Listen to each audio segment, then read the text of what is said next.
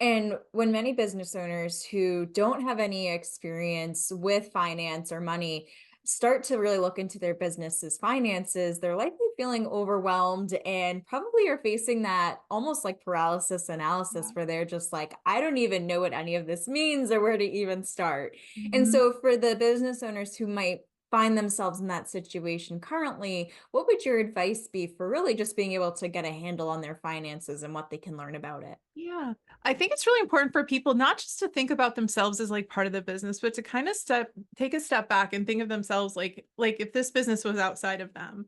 And think about it like any corporation you worked with. You would expect them to have a budget, maybe chief financial officer or somebody who's making sure that it's profitable and sustainable. And so a lot of times we get very busy in our businesses and we just kind of start sacrificing things. And I'll talk to some business owners that aren't even paying themselves, or Mm. they left, a stable job, or they left something different, and now they feel like they have no money and they're not really sure what to do.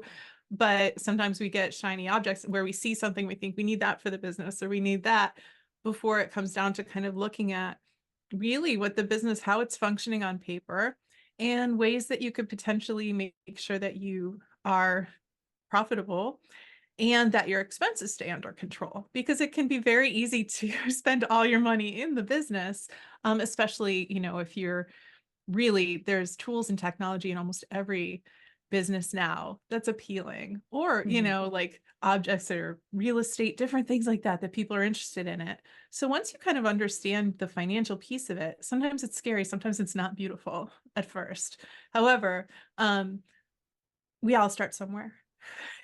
And so it's really hard to measure success if you don't keep track of any of your financial goals or anything really that's going on behind the scenes. So I think you need to kind of step back from it, not take it personally if the business has debt or if the business needs to raise prices. Certain things like that can be really hard for people because they think of it as like a reflection of them rather than something like an Right. independent company that would have a whole team of people planning this stuff.